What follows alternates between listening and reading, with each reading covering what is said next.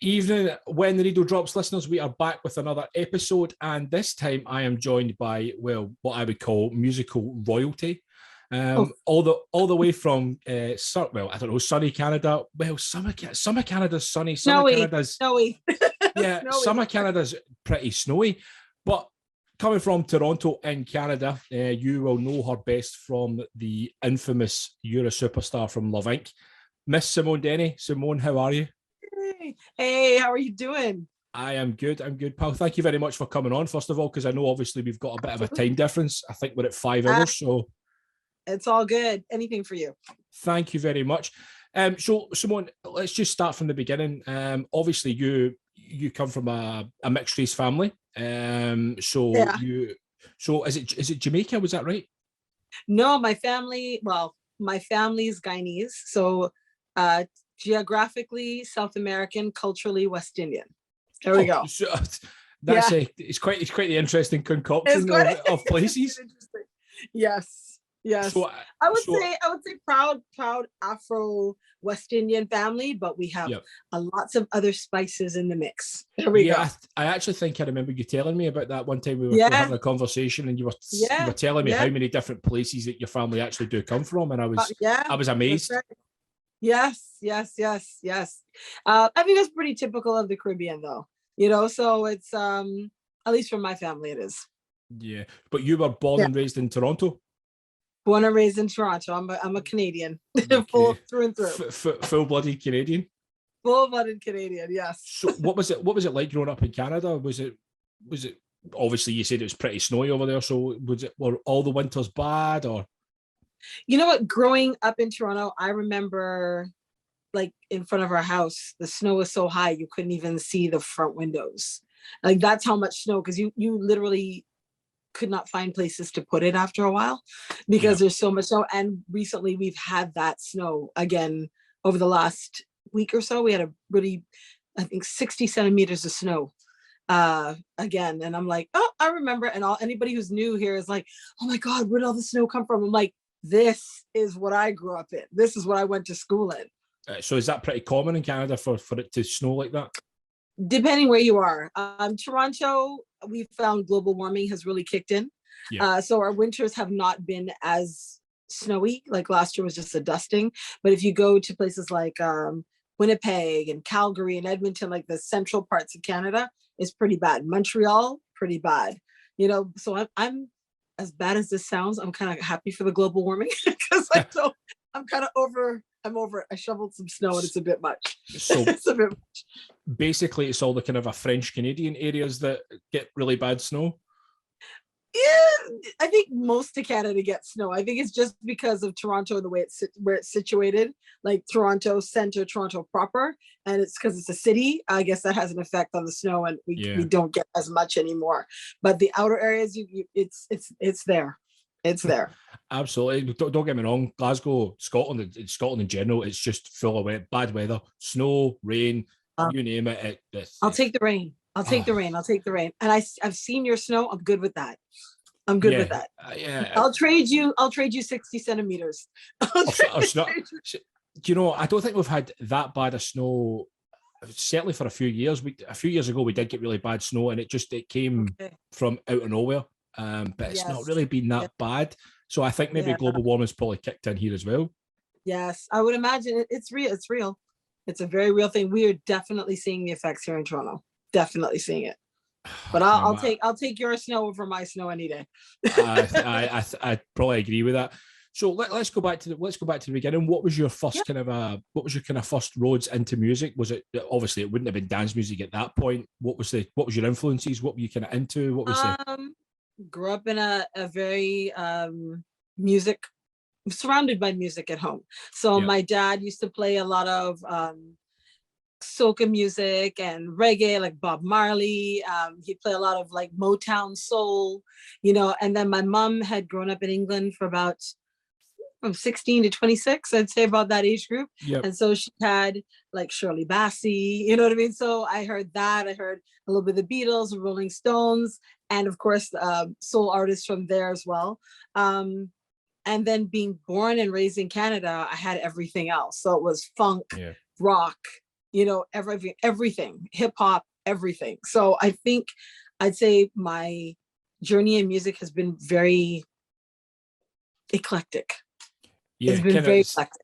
Yeah, certainly sort of a kind of a mixed bag of different Yeah, genres and different types of yeah, music.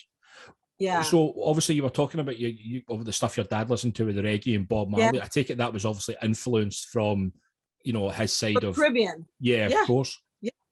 And because it has such a political message in it as well, right? So, Yeah, things like get up, stand for your rights, stuff like that. All that's all Caribbean, all political. So, at yeah, that time it was very popular. It was what everybody was listening to for the message. I think also in England and London as well. yeah. And I don't know if Glasgow had that influence as well, but it was everywhere, So yeah, I've been influenced by a lot, even country music. So it's been everything. Yeah, I think you sort of see that within music. There is a lot of political parts to it all. Even when you go through Yes. the decades, when Yep. you say talking there about Bob Marley, but then if you go Yeah. further on to that, when kind of the gangster hip hop started with NWA, and they were making their point for the violence that was going on in LA and those kind of Right. things. So Right. there is just so much. There was a lot of political points behind a lot of music. That's right. I mean, it wasn't a bad thing because it No, made people take notice.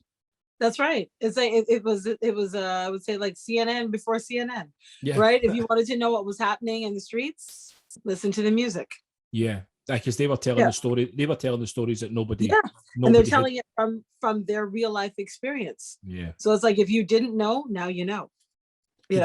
Did you suffer a lot from did you suffer a lot because obviously you were coming from a mixed race background in Canada? Was there kind of a racial thing in Canada, or was it? Canada has its racism. It still Yeah, does. It's still a beautiful place to live. of course. Uh I think my mom pretty much identifies as a Black woman, even though Okay. she is mixed. She's got that Yeah. mixture in her. But I think Canada now, or Toronto, I'd say Toronto now, is a very mixed race place. We have Yeah. everybody. A little bit of everyone is here, Yeah. and I think what's been cool about being Canadian is kind of growing up with so many different cultures around you. It's funny. I have other people come in from other countries or other, like the US or other parts of Canada, and they'll see like white guys going into a Caribbean restaurant and ordering, and they're like, huh? And I said, see, that's my Toronto. And Yeah, they know that's what it. they're ordering. They know what they're ordering. They know the food. Why? Because we all grew up together. Yeah, So I of will course. walk into a Filipino restaurant and I'll order something, and people are like, it's so normal because we all Yeah. grew up together. We know each other's foods. We understand the cultures, and it's bred for me a beautiful cultural experience. A Yeah. very rich cultural experience. So it's kind of a cool thing. Absolutely. I mean, it is so refreshing to hear that it didn't make any difference to you guys of you just grew up together, and as you say, when outsiders come in and they're like, "Well, what's going on here? How do you know these things?" Yeah. It makes absolutely no difference to you guys. Yeah, no, not for me, not really. Maybe there's other people that do, but for me and my friends, and I have friends of every background, race, color, and even in my family, it's a big mixed bag. Yeah. Everybody's kind of chill with each other's foods and culture, and we get along. Absolutely. So Not obviously, perfect, not perfect, but we get along. I don't think there anything that is absolutely perfect. To be honest, I think we've all got our issues and we've all got our problems. But it's one of those things. You've just got to try and get on with it the best way that you can. Yes, absolutely. It's a choice. Absolutely, of course. Yeah. So obviously, when we were talking about your music, was there any sort of genre that you were more leaning towards, or was it simply just a whole bag of everything?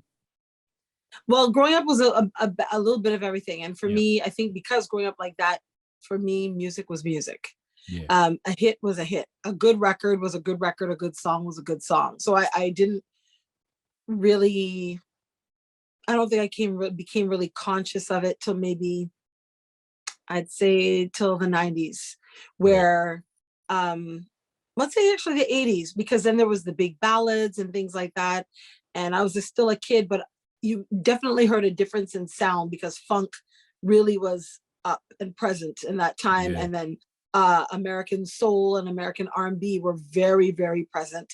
Then you had like soft rock, you know what I mean? Like there's a, Yeah. you know, it became, you know, you could really distinguish between the genres and who was the performers of that music. And so I think it's all part of becoming more aware of yourself, you know, and I became aware of the music around me. And I would say that I probably followed it as a live musician on the live scene. I probably ended up doing more funk.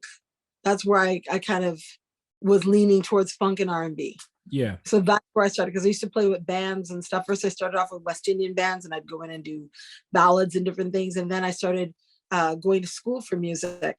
And that's where I met all the musicians on the scene. And those guys were all into funk, you know, so it was an R&B. So I just kind of followed along with that for a while. So I had the influence from childhood, then into teenage and into young adulthood. You know, it just kept morphing, you know, so my voice kept adapting to whatever was there. So what age would you have been kind of when you were really getting into it, properly into music, when obviously you I take it you then decided, you know, singing's what I want to do, I want to be a singer? Or was it, or what did you think that, or was it another avenue that you felt you wanted to go down that maybe just led you to go down the singing route? I remember as a kid, I had experience and I wanted to be a nun. That was one. I wanted to be a nun. That was the first one. And then music hit out of nowhere, because I wanted to how's that going for you, being a nun? Not a nun. So there's your answer. There's your answer. But I wanted to I wanted to do visual arts. Right. And so I love painting and drawing and designing. The fashion world was definitely something where I was very interested and very focused. Singing was not even something that I had considered, because you know, Caribbean families are very focused on education, you know, so all my aunts and uncles are all professionals, you know, so it was like, when I said I want to sing, they're like, why? It's like, well, why do you want to, why? Because there's really nobody else doing that, you know. It was like, you want to sing? Okay. So I began to find ways to be in front of an audience. So whether it was being the vice president of student council, or representing my school at different events, and then eventually going to college and studying music there, which didn't last very long, because I think I stayed there a year, and then I got a role in a major musical. So I was like, I'm gone, you know, so that was it. And I was out. But, and after that, it was a lot of session work, which is what led me to dance music. So I started doing, I think I did something with Anthony Vanderberg, and I cannot remember the name of the song, but he knew the gentleman from BKS, which eventually became Love Inc. Right. So, you know, that was the road that I took. And that came from doing a lot of studio session work. At that time, that's what vocalists did. If a singer or a producer wanted to demo their song, they would hire a vocalist with the right voice, sounding voice. You'd come in, you'd demo the song, and they were able to sell their songs. And that's how I was kind of discovered or put into the dance genre. So, I mean, before you were saying you were kind of put into the dance genre from that, I take it there was a lot more. There was a lot more before even Love Inc. was even a thing. There was a lot more kind of a music orientated stuff going on way before that. Yeah. Oh yeah, I went on tour with a hip hop group. I was the only girl with a group of 14 guys who all became my big brothers on tour. Yeah. I couldn't go anywhere. I couldn't do anything. They're like, "Where's Simone? Where's Simone? Where is she?" Yep. You know, so it was a really cool experience across Canada with that. And that was a live band with a hip hop artist. So that was a very eye-opening experience, and my first taste of touring life. And I was really glad, because I had all these guys and friends who were like really incredible musicians. So I learned a lot, you know, from just being around them, and just, you know, there was a certain level of professionalism expected of me, a certain quality of vocal that they really insisted that I rise to. And so I learned, those were, I think, were probably my most important years for me in music. It really shaped me as a vocalist. And when I didn't think I was up to par, or I didn't think I could accomplish it, they pushed me really hard you know, to become the vocalist that I am, that you hear on records and that you enjoy. It comes from that. So when would that have been? What kind of age would you have been then? Was it? That would probably be the, let's say, early 90s. Somewhere around the early 90s. Yeah, about the early 92, but at the same time I was also doing BKS. Okay. So I was kind of doing both. I was doing backgrounds for the hip hop group and then doing leads on the BKS stuff, which led to a Juno Award, which is like our national, like our Grammy Awards. Right. So we got a Grammy, like a Juno for that. And so again, I won one with the hip hop group and then I won one with BKS. And so again, it just, everything I did kept leveling up, you know? So it was a really formative time for me. And then after touring with BKS, we went into the US, we went to the Billboard conferences, we did all of that. And they disbanded, and Chris Shepard, who's the leader of the group at the time, approached me and said, you know, I've disbanded I've disbanded BKS and I'm starting a new group, and I would want to know if you'd consider being the vocalist. And I was like, sure. You know, not really realizing again just how massive the project was and where it was going to go. You know, because we'd had success, we'd had national success with BKS. So I was like, great, all right, we're gonna have some hits. And I had hits with a few other, it was Killer Bunnies and a few other people. So at one period in time, if you looked at the charts, I was on about 3 or 4 different projects, all at the charts at the same time, which is a weird, crazy thing.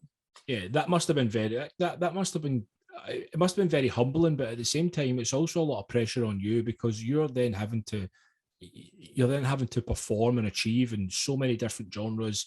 You know, obviously to you, it didn't really matter by the sounds of things. It was all just, you know, it was music and that's the way you wanted to go. But there must have been a lot of pressure because, as you say, these bands, they weren't just taking you along for the ride. There was a sense of professionalism and a level that you had to be at. So there must have been a fair amount of pressure there. Definitely a lot of pressure. But again, like I said, I was very lucky. I was surrounded by people who wanted me to succeed. Right. And I think that made all the difference for me. Like particularly David Williams, who is he's no longer with us, but a brilliant keyboard player. Colin Barrett, another incredible bass player. 2 of the main guys, Neil Brathwaite, an amazing saxophone player, who, like, I mean, these guys, when I say they pushed me, we'd be in studio and they'd be like, okay, I need you to hit this note and go here. And I'm like, I can't do that. They're like, yes, you can. I was like, no, I can't. They're like, yes, you can do it. And so you find it within you in those sessions somehow. And I hit the note and they all go, like, you know what I mean? But when you're a young vocalist, you so. Right. When you're a young vocalist, you can't, you don't think you have a block. You're like, I can only go so far. And they're like, no, we can hear it. You can do it. Do it. You know, so that taught me a lot. It really, really taught me a lot. And I had Dave on tour, always looking out for me, you know, wherever I went. And he would speak to me afterwards and go, okay, when we do this track in rehearsal, I want you to do this, or go here, or do this vocally, try that. And we, you know, kind of mess around with different takes of it. And then he'd be like, we try something and it'd just be spontaneous live. And he's like, got it, like it, that's it. You know, so I learned a lot from musicians about performing, about finding that note, about finding who I was in the music, finding out what I was capable of in the music. I really value that time. And it's funny, I don't get to say thank you to them as much as I should, but they know, because we can call each other up years from now and just say hi. And it's like yesterday, you know, it's like yesterday, and they remember and they know how much they mean to me, because if it wasn't for them, you know? Yeah. So obviously they would pick up a conversation as if you spoke to them the day before. The day before. Yeah. We're still like that now. So obviously these guys seen something in you that maybe sometimes you didn't quite see in yourself. Exactly. I didn't know I had it. I didn't know. Yeah. I knew I loved to sing.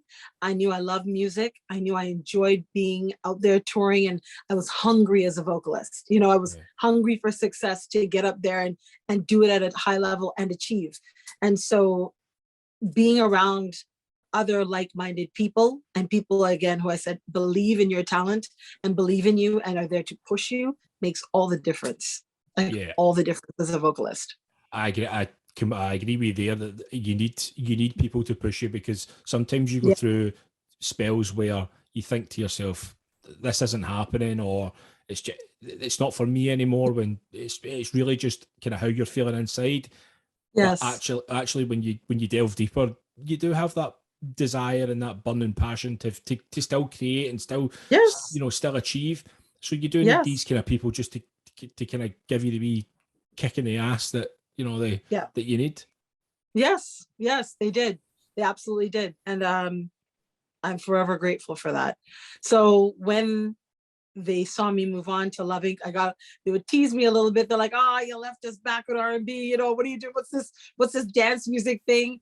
But they also supported me when I made that move. They're like, "It's not what we do, but we get it. We see where you're going with it, and we're proud of you." And that meant the world to me as well. That it was never a, "Simone, don't go, stay with what we're doing." They're like, "No, what you're doing is doing well. Go do it, do well, be happy." And that, again, that's another side that encourages you along the way when you have people that have your support. Because I've had people who, when I did make that change and go to dance music, they were like, "What's this? Why are you doing that kind of music? Like, you need to get back to R&B." And I'm like, I've never pigeonholed myself as a vocalist. I don't go by, okay, Black girl got to do hip hop and R&B.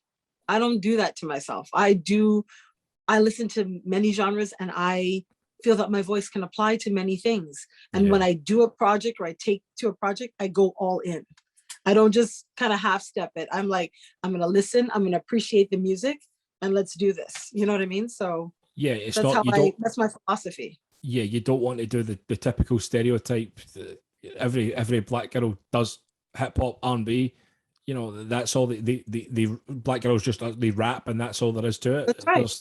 That's right. There's plenty more to that. I can't rap to save my life either, so it's like, that's not an option. So that there's no chance of that in the future, then? No, not an option.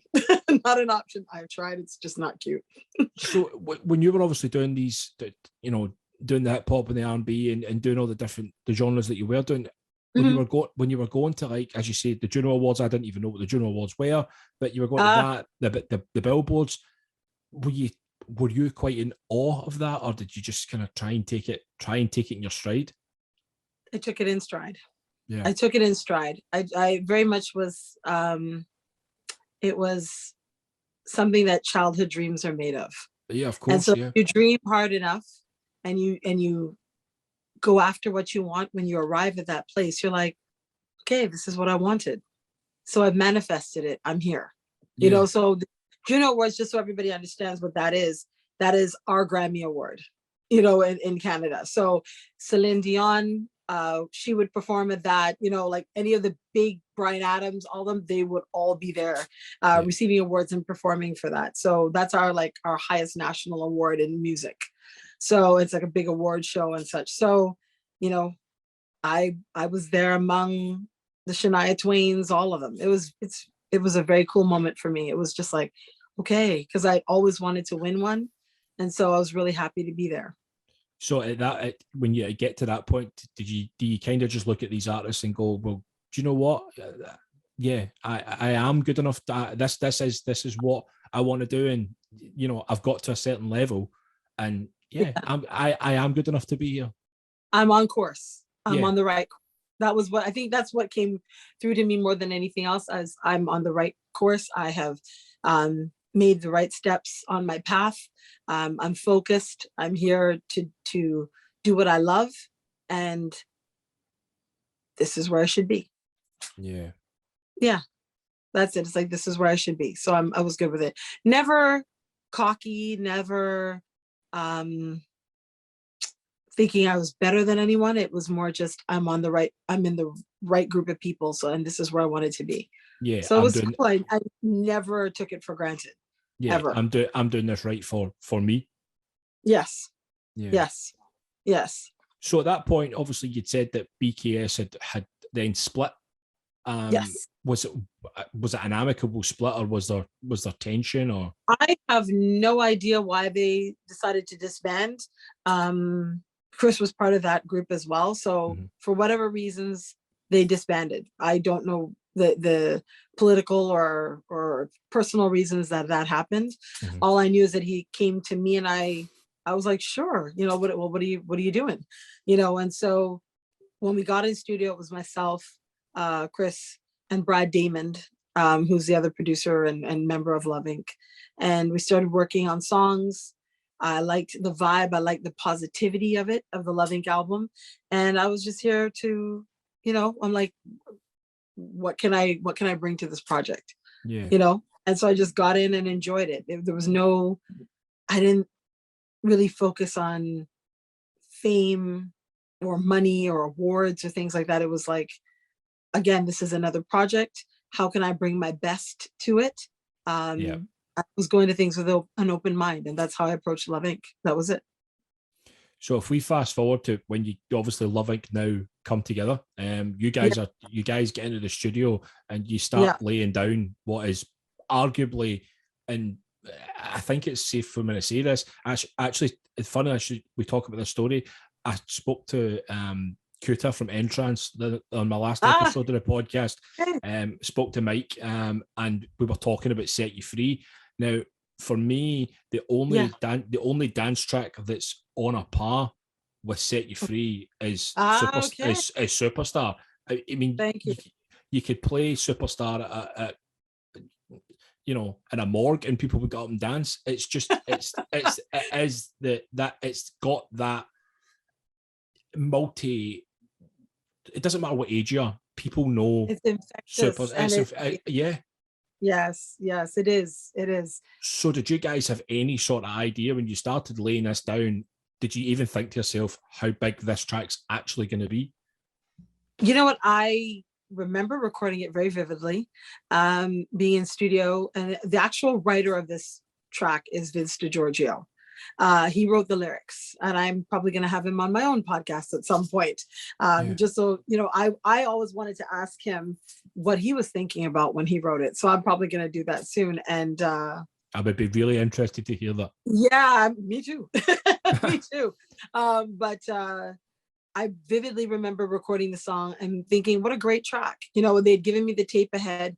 When I did get the tape, there was no particular vocal line at all. So I basically created a vocal line for the song that you hear as Superstar. And when it did get mastered and finished, because for me, what I sing to in studio and what people hear at the end are completely different things. Yeah, you know what I mean? So like I get a very basic dance track to listen to, and then by the time they mix it, master it, add all the elements to it, it's like, oh my God, it was done by Peter Rees in Germany. And so when we heard it, it was like, wow, this is an awesome track. Not sure where it's gonna go, but this is an awesome track. And that, and Broken Bones for that matter. I both had that reaction too. And I remember shooting the video 4:00 in the morning on top of a army van, freezing. Yeah, the video was interesting. Yeah. I remember shooting that, and again, not sure where it's gonna go, but I know that when it hit, we had the big machine of BMG behind us, so it was everywhere. Like, I had no clue that it was gonna explode the way it did, to the level that it did, because BKS had already had national success, and songs everywhere and whatnot, but this was a completely different level of fame. Didn't know it was coming. Did not know. The track itself, I mean, it is a different beast. It's a different animal. As I said to you previously, it is probably the only dance track for me that is on a par with Set You Free. Thank you. As in for a popularity level. Those Those two tracks, I think it's like I compare it when you get like Messi and Ronaldo in football. They are Yes. they're the two goats of the game. Yes. Set you free in superstar. That's what I would compare it to, as being Yes. Messi and Ronaldo of the dance world. Yes. Yeah, I would agree with you there. I'd agree with you. I'll take that compliment on behalf of the group. I'll take it. I'll take it. So was Superstar and Broken Bones written roughly around about the same time? I would say so. The actual concept for Broken Bones came from a DJ that we had worked with BKS, and his name is Corey Bradshaw. I still work with Corey to this day. Actually, he's one of the best people to record my vocals, and he did a lot of the work for BKS in studio. And then I don't know what had happened between BKS and Kristen, but there was that separation made, and Chris went on to, I guess, continue writing some sort of lyrics with that concept in mind. And Brad and I literally sat in studio piecing together the lyrics to make a song. Yeah. You know what I mean? So, and adding in lines here and there to make it an actual song. So I know people have had so many different interpretations of this song. Like it's insane, the things that I hear, and I'm like, well, actually, we were sitting down on a studio floor, just kind of going, okay, we'll put this here, we'll put this here, and we'll make this. And yeah, that sounds like a chorus. Yeah, I think that works. Like that's what we did. There was no deeper thought into it. We just knew as musicians what could work as a song. And so Brad and I just did that till we created Broken Bones. So I would say it's a team effort from Corey Bradshaw, and then Chris scribbled some lines in there in between, and then Brad and I piecing it together. To get what they have now. There's no rock and roll story behind it. It's simply just you guys sitting on a floor. No, that's it. And recording Broken Bones, I had the worst allergies of my life recording it, and I had to over enunciate to get it to sound, the vocals to sound what you're hearing now, because I was sneezing between every take on that song, like brutal allergies, eyes scratching, nose running, coughing. I'm like, okay, can we do it again? And we just kept going until we hammered through it and got it. And that was it. So I'm always honored that people enjoy it, because I was like, that was a lot of work. That was a lot of work that day. Yeah, I actually think we've had this conversation before, and I think I've told you numerous occasions that I actually, as mad as it sounds, I actually prefer Broken Bones to Superstar. Yes, you did tell me that. Yeah, that's right. I don't know what it is about the track. I just far prefer Broken Bones to Superstar. That's not any detriment to Superstar, because I know how big the track is. Yeah, no, it's got great energy. It's got an attitude and a vibe, so I get it. And I've had that many times where people are like Broken Bones is my anthem. And I'm like, okay, do whatever works for you. Whatever works for you. I'm good with whatever. So do you still get people talking about Broken Bones, even though Superstar's the go-to? Yeah. Oh yeah, it triggers a lot of nostalgia for people. Broken Bones and Superstar triggers a lot of, and it's, some people like both, and some people will be like, no, I love both tracks, but I love Broken Bones, or I love both tracks, but I love Superstar. You know what I mean? So it's whatever that song means to you, and however it wherever it lands in your heart. Yeah. That's, I'm good with it. So how long did it take for Superstar to kind of, I assume that All Around the World took Superstar for the UK. They had signed Superstar in the UK. That came about an interesting way, actually. Love Inc. was released, the full album was released in 1998 in Canada. It did its thing. It had its, and then we did album number 2 with Come On, It's Only Love. And I would say I was with Love Inc. from 97 to 2001.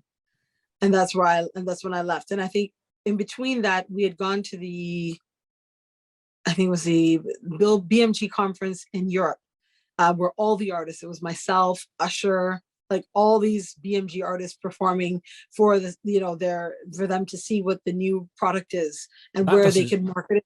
That doesn't sound like a great lineup, just dropping them names like Usher as if it was nothing. You know what? Everybody who was anybody was there. Yeah. It was an interest. They had acts from Brazil that they were supporting. Like, it was all the BMG, or the best of the BMG artists there. And that was pretty cool, because he walked by and I was like, oh, Usher's here. I'm like, okay, cool. You know, it was just a cool thing. I'm like, oh yeah, he's on BMG. So we were all there. You know, it was a great experience, you know, to have had the opportunity to perform. And as I said, they were checking us out, all the acts, to see what are the upcoming releases. So they were going territory by territory. Now, how Superstar ended up in the UK is a completely different story. Mickey Modell, who you guys know, was good friend of ours. Was on vacation in Toronto, and went to a very famous record store. I think it was Sam the Record Man on Yonge Street, and was digging through the crates there and found it. Fell in love with the track, took it back, brought it back to Ireland, or to Northern Ireland, and contacted, I think, BMG about pressing some copies for his record store. And that's what he did. And that's where it shot off from. And then enter New Life, and New Life signed it, and that's where it shot off in the UK. That was it. Right, so it was actually on New Life rather than on All Around the World. Yeah, it was New Life BMG. Right, yeah. Okay. Yeah.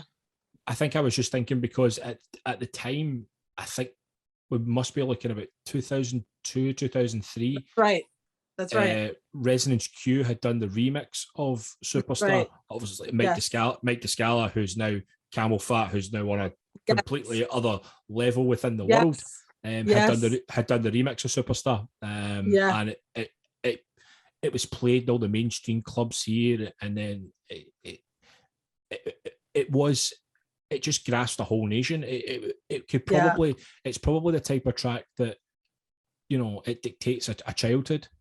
Everybody who's around about my age at that time would have been 15, 16. Everybody wanted this track. Yes. We actually came to Ireland we were in Belfast or Dublin. Can't remember if we were the north or the south. But we did actually show, you can find it on YouTube. If you put in Loving Ireland, it'll come up. And we were there performing, and that was an overwhelming show for me. Because you're at home, you did your thing here, you know, to go across an ocean and to hear people losing their minds. It was like we were the Beatles, like people were losing their minds over the track. That one floored me. You know, that would be a first for me, the way. And then I think also in Tenerife, when we performed there as well, was to 500,000 people. And again, nobody spoke English, but they knew every word of Broken Bones. You know what I mean? It's the what they say, that music is the multi language. It doesn't matter what. It doesn't matter whether you can speak English or Mandarin or French or Spanish. Yes. Music. Everybody knows the words to a certain song. Together. It brings us together. That was an experience that blew my mind. You know, it's moments like that, and now performing in the UK, just to see how people react to the song still, it blows my mind. It's very humbling for me. I say this all the time. I don't walk around like, okay, of course it is. You know, it's more like, wow, you know, I'm like, Loving will forever be a classic, you know, and if that's the legacy that I've left in this world, something that brings people together and makes people happy and unites people and uplifts and strengthens them, I'm good with that. Like, I'm really happy about that, because I'm all about it. So to walk out, and I've had this discussion with many other dance artists, even other artists in other genres, and we all agree that there is no audience in the world better than the UK audience. Not to take away anything from anybody else, but there's a whole other level of the decibel of screaming, the excitement, the involvement and interaction with the song is I've never seen it anywhere else. It's level. I probably agree with you on that. I mean, I've been lucky enough to DJ in many different places in many different countries. But I don't think there's a gig other than that would top Coming Home. I genuinely don't. Yeah, I know it's mind blowing. I think that's when I walk out there, my smile's like this big, because it's just, I'm happy to see them. They're happy to see me. And then when they realize it's me and that it's like, oh, that's her, because I left the group just before it went boom in the UK. And so I never actually got to tour in the UK, so I was never actually there. Yeah, I was never actually there. So we did the one show in I think it was Northern Ireland that we were in, and that was it. And that was it. I didn't know this. I didn't know that you had left the group before this happened.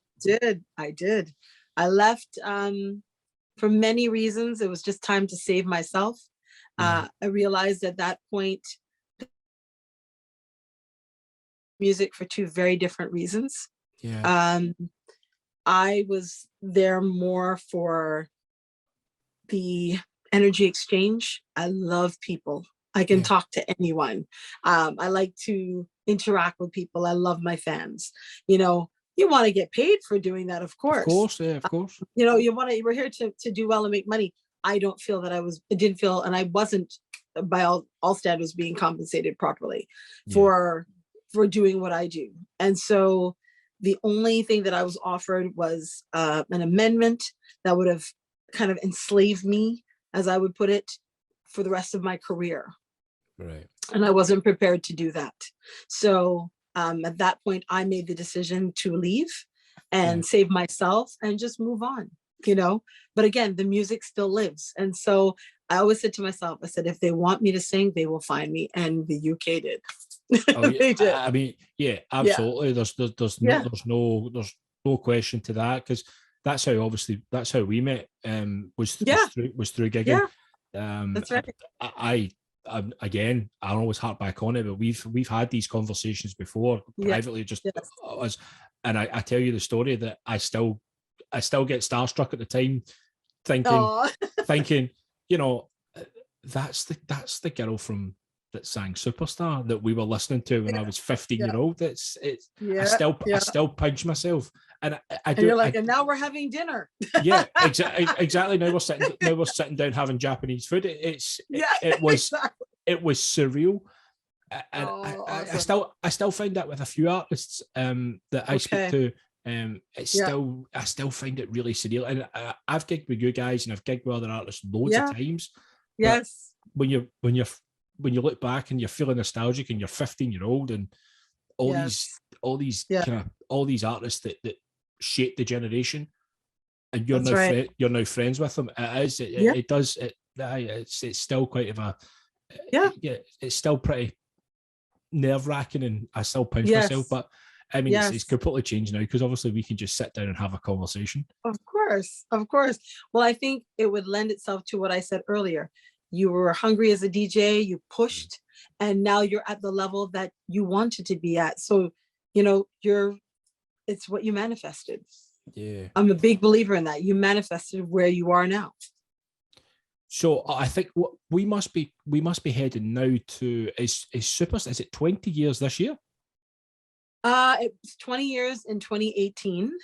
Right, okay. And so we're heading towards 25 years. 25 years. Yeah. Does it feel like 25 years? It feels like yesterday. Yeah. Honestly, I look back many times and I'm like, I cannot believe this much time has passed, with this song. And I've been singing. I could sing this, I think, at this point in my sleep. I should start learning another language for a challenge. but it's like, it follows me wherever I go. And I always say to everyone, this song is not about me. I don't sing it for me. I sing it it's the people's anthem. It's not about loving. It is far surpassed anything that we have done. It is about the people. And I look into the audience every time and I see people falling in love. I see people meeting, hugging, friends being made. Like you see it, like you literally see it. It's something my mom had said to me years ago. And that keeps me going. Yeah. I might be wrong when I say this. I'm not sure, but I'm not 100% sure here. But was there not a thing at one of the Stereo Funks? Sorry? Was there not a you were talking about the fans? Was there not a thing at one of the Stereo Funks? Was there not a little girl? Yes. Lily Douglas. And Yes, she just. I was going to say, unfortunately, I think Lily's recently just passed away. I remember you telling me this story about the little girl in the audience, and then she got the pictures with Mickey as well, and it's such a shame, but it really, that to me says it all of what you were talking about it's for the people. I mean, that she was only a kid, but she knew Superstar. I mean, there's no way she was going to be kicking about when Superstar came out, but she knew it. And that's the thing. I performed at Woodvale in Belfast, and what blew my mind was there was kids at the concert earlier in the day, and they knew the words. You know what I mean? Like little kids, or I should say, and there's a Scottish way. We ones were there. The wee ones were there, like little ones, like 4 and 5 and 3, 9, and they were singing the song, and that blew my mind. And I'm like, okay, I understand your parents. Yeah. I understand your grandparents. But how do you guys know this? And they said it's because it's at every birthday, every wedding, every funeral, every celebration. And I'm just like, this isn't, so I mean, this is not about me anymore. It's an honor to be asked to sing it for people. Yeah, because I certainly know that obviously here, the GB Experience, George plays Superstar on the radio every week. It's probably one of the most asked for, and still to this day, one of the most asked for GBX anthems. It's phenomenal. But I think was it 2 years ago? Did you redo the track with Mickey and I did Harry from the Friday Night Posse? Yes, that's right. Yes, because I knew there was a re-release. Yes, Mickey and I redid it. It's a cool remake. It's a very cool remake, and I think it's very appropriate for Belfast and for Scotland. Like it works really well. It looks really, really well. Again, I sang to a very different track, and when he does his magic with it and all the remixers do their magic, it's always cool for me to hear what they've done with it, what their concept of my vocals and the song becomes. So it's cool. Yeah, obviously, the track, as I say, that track, it'll forever be just that, an anthem. It'll never change. No. So what are you doing now? What is it? You still doing music? I know you're really into your fashion, and you're doing a fair bit of modeling as well and stuff like that. I've in Toronto we're on lockdown. So what I have been doing is I have actually started my own podcast. I have 2 that I do. Plug away. The one that I do is called Simone, Denny Live. I have a lot of legends in the industry that I have on. So I've had Tommy O, who is the Black or White, Michael Jackson's Black or White, the guitars in it. That's Tommy O, and he's a legendary. Guitarist. That's the guitarist. So I had him on. I've had on Chucky Booker, who was the musical director for Janet Jackson, and he's also Barry White's godson, and he's an artist in his own right, who was a big deal in the 90s as well, and I think he's about to drop a new album. I've had Derek Allen, who was the bass player for Janet Jackson as well, and is a producer for Tyrese and Joe and all these guys, and it's Lisa, Rob Bass, Frida Payne the other day, Thelma Houston, all Martha Wash, all people that I've met along my journey who are to me really fascinating musicians to just connect with. I've had Cascada on. I had Cascada on, I think it was spring. And Catherine Ellis as well. And I have not posted the Catherine Ellis interview. We had a little bit of problems with the internet that night, but I'm editing and I'm going to post that one soon. And she, just a goddess, I've had so many goddesses on the show that it's insane. But the other one I do is called Simone and Sean, with my friend Sean Prue, who is, do you guys have Sirius XM in the UK? Sirius XM radio? I don't think it might be on DEB. I'm not too sure. Okay, but Sirius XM Canada. So it's a big radio, talk radio station, and he has his own show. And now we're working on this kind of like a morning talk show vibe. So we have pop culture, we have different celebs and people of interest on. from Canada, and from the US we had I don't know if you guys know Queer Eye for the Straight Guy over there, but yeah, well, it is here. It is on TV here. Yeah. So the original Queer Eye for the Straight Guy soundtrack, that's me singing it. And so I toured with those guys across America. Yeah. All things just keep getting better. That's me. So that's me. The things I'm learning on this interview the are things you're learning about me. Yeah. The things you're learning. So I did that, and we had Carson Cressley on and Jay Rodriguez on. We had like really amazing artists on. So that's what I'm doing as well. So you can go on my Instagram, Simone Denny Music, and you click on those, you'll see all the podcasts come up and now we're actually on Spotify. So if you're looking you can actually listen to Simone and Sean on, I think it's on iTunes, on Amazon, on Spotify. And that's a bucket lister for me because I've always wanted to have a podcast. So it's nice to actually do that with a friend who's he's awesome. Yeah, I think we share the same ambition with that. I always wanted to have a podcast, and finally I've got the podcast on, on iTunes and on Spotify.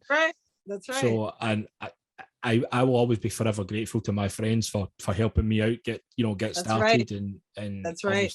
And coming on and chatting about life and how things started, and just telling the stories, because that's what the people want to hear. They know the music, but they want to know. They want to know the backstory. Yeah, the backstory. Yeah. No, it's been an interesting ride. Life is an interesting thing.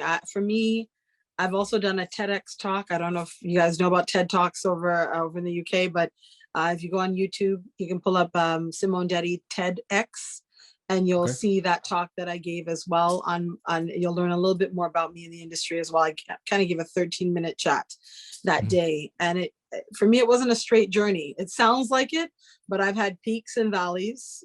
Some people make it straight up to the top. For me, it was a little bit of this, but it's been an interesting ride. It's been a very interesting ride. I'm very grateful for my fans. I'm very thankful for the journey.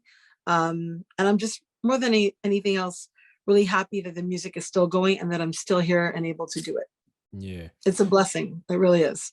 So out with the podcast, what's next? Are you gonna stay in music? Are you gonna do more music? Is there anything in the pipeline? Have we got anything coming up? I just did a country rock anthem with an artist called Graham Truth. So there you go. There I go again, diversifying again. That's posted. You'll probably find it on YouTube, but it's on my Instagram. Okay. You could pull it up easily. And that's called Home Crowd. And that's meant to be a big stadium anthem.